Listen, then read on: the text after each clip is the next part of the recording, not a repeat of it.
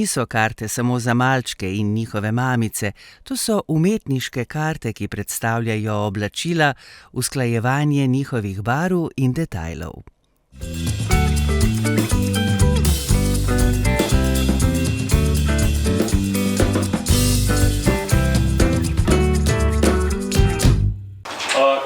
Sem Andrej Golob, sem vodja sektorja za meteorološke, hidrološke in oceanografske napovedi na Agenciji za okolje in v sledeči prezentaciji vam bom povedal nekaj več o pilotnih aktivnostih projekta Local Alliance. Cilj tega projekta je, da z razvojem našega dela, naših procedur izboljšamo odzivnost oziroma zmanjšamo ranljivost pred izrednimi vremenskimi dogodki na lokalni ravni. V projektu kot projektni partnerji sodelujemo z Gasilsko brigado Ljubljana, vendar pa nam dobro sodelovanje, tesno sodelovanje tudi z drugimi službami na področju gasilstva in pa zaščite in reševanja v Ljubljani omogočajo to, da bodo na koncu rezultati projekta dosegljivi tudi njim in da bo v bistvu dosežen nekoliko širši cilj, ne samo med dvema inštitucijama, ampak znotraj širše strukture tega področja v Ljubljani. Zelo pomembna informacija za začetek, nek temelj našega projekta je, da tukaj ne gradimo sistema na novo. Mi izhajamo iz obstoječega sistema zgodnjega opozarjanja, ki ga izvajamo kot državna meteorološka in hidrološka služba in dodajamo, se pravi, ne gradimo nekega vzporednega sistema. In zakaj je to zelo pomembno? Seveda, ker graditi na nečemu, kar ima dobre temelje, pomeni, da tudi ko bo projekta konec, bo zadeva živela naprej in bomo vsi te produkte, v katere vlagamo v teh 3 letih projekta, potem lahko koristili tudi naprej. Kot rečeno, zgodnje opozarjanje, napovedovanje je ena izmed temeljnih nalog Agencije za okolje. Izvaja se v okviru prognostične službe, ki deluje vse dni v letu in spremlja vremenske razmere na rekah, ob jezerih, v Sloveniji in v njeni bližnji nekoliko širši okolici in seveda izdaja napovedi in pa opozorila. Z zgodnjimi opozorili smo nekako v državnem sistemu nek prvi ključni člen, da se enote zaščite in reševanja po celi Sloveniji in pa seveda tudi splošna javnost aktivirajo, zgodaj pripravijo in to je en izmed prvih korakov za zmanjševanje vpliva izrednih vremenskih razmer v našem okolju. Ko pa temu sistemu dodamo še posebne rešitve na lokalni ravni, pa to izvajamo seveda z veliko mero sodelovanja in na nek način načrtovanja. Zato smo tudi v prvi polovici projekta namenili kar nekaj dogodkom, da smo v bistvu izvedli nekaj skupnih delavnic. Na teh delavnicah smo po eni strani mi, hidrologi, meteorologi, naše kolege gasilce naučili nekaj o našem delovanju, nekaj o meteorologiji, o hidrologiji, po drugi strani pa smo iz njihove strani dobili intervencije, katere so te ključne informacije in kdaj jih morajo prejeti, da je potem lahko njihov odziv hitrejši, da se lahko še nekoliko bolje organizirajo, sploh pred dogodki večjega obsega. Naš obstoječ sistem prognoziranja lahko nekako schematsko predstavimo na ta način, se pravi, prognostiki na Agenciji za okolje na podlagi podatkov izmeritev in opazovanj, se pravi iz vseh merilnih postaj, satelitskih posnetkov, radarskih posnetkov, pridobivamo informacije, s pomočjo modelskih izračunov predvidimo prihodnjo stanje, seveda so nepogrešljive naše poznavanje naravnih pojavov, naše izkušnje da potem na podlagi navodilov in protokolov vrednotimo stanje in seveda v obliki tekstov, v obliki grafik in pa opozoril, če je to potrebno, predstavimo tako javnosti, civilni zaščiti, posebnim uporabnikom,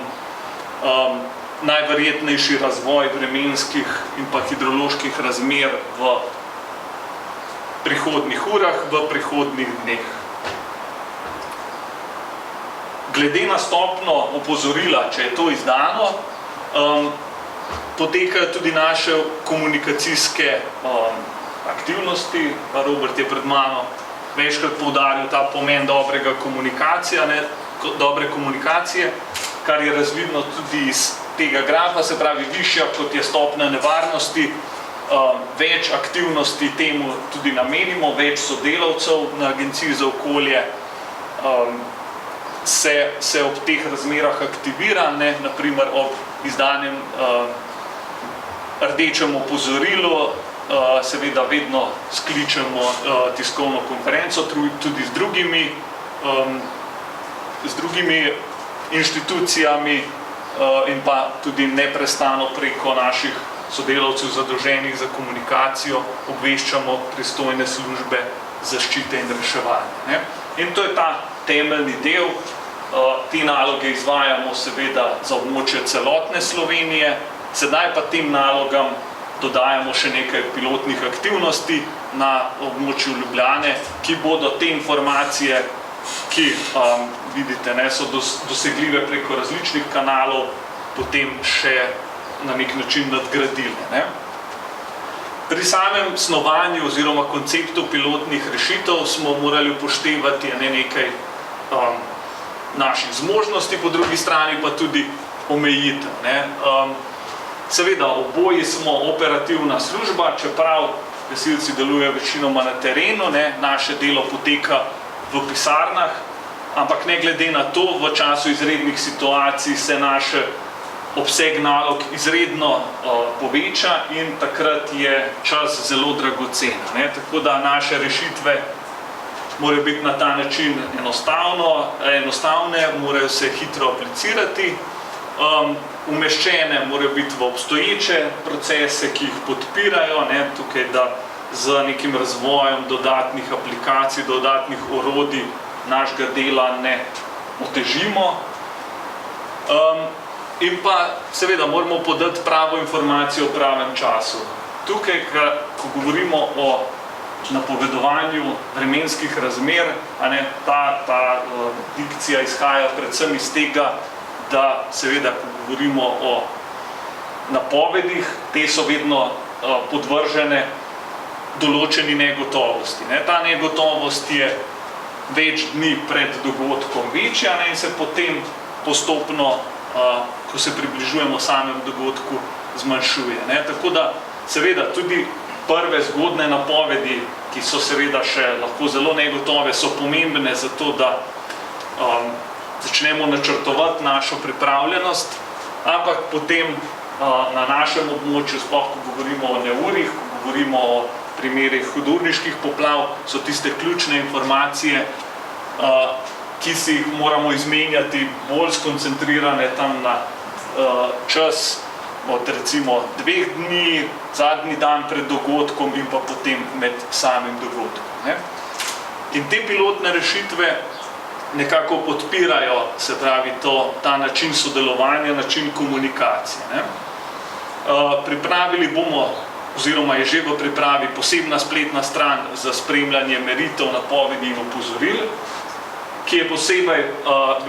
bi rekel, prilagojena na lokalno območje, vsebuje tiste informacije, ki so za naše kolege pomembne in bodo na ta način dostopne znotraj ene aplikacije v parih zavihkih, tako da bo lahko vsak od njih z nekaj kliki prišel do tistih glavnih informacij tako pred dogodkom, oziroma nekaj dni pred dogodkom, tik pred dogodkom in pa med dogodkom. Potem bomo v sklopu projekta sklenili poseben protokol, ki bo določal katere kontaktne osebe v obeh inštitucijah bodo v določenih časih lahko upravile telefonske konzultacije, se pravi neposredna komunikacija o tako zadnjih izračunih predvidenega dogajanja, kot med dogodkom o zadnjih meritvah oziroma o samem dogajanju na terenu, in pa potem med dogodkom sistem avtomatskega obveščanja, s katerim bo sistem avtomatsko pošiljal obvestila, ko bo na kateri izmed naših merilnih postaj izmerjen bodisi visok vodostaj ali pa močen naliv, močni sunki vetra. Tako da spletna stran za spremljanje meritev, kot vidite, na naši spletni strani javni, oziroma na večjih naših spletnih straneh so dostopni podatki iz meritev, izračunov tako hidrološkega stanja kot stanja vremena. No, na podlagi skupnega sodelovanja, dogovora, že prej omenjenih potreb naših kolegov, imamo v razvoju posebno spletno stran, ki bo na voljo posebno za njihovo službo in bo vključevala na zgoščen način, bo vključevala bistvene informacije za njihovo zgodno pripravljenost oziroma za spremljanje stanja. O samem protokolu komunikacije sem že nekaj povedal, za konec pa imamo v razvoju še sistem avtomatskega obveščanja, in sicer, ko bo, kot omenjeno, ko bo na kateri izmed naših merilnih postaj izmerjeno izrazito povišanje vodostaja ali pretoka, močan naliv, sunki vetra, da še ne pozabim, na območju Ljubljane in nekoliko širše okolice bomo vključili v ta sistem 8 hidroloških merilnih mest in pa 8 meteoroloških merilnih mest. Takrat bo sistem v našem zaledju, v naši bazi podatkov, se pravi, prepoznal te mejne vrednosti, te izrazite nalive, izrazita povišanja vodostaja in avtomatsko poslal obvestilo o tem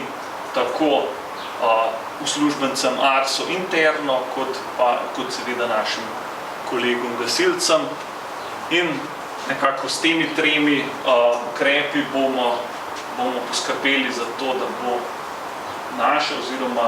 naša skupna pripravljenost, naš skupni odziv lahko še hitrejši in še učinkovitejši.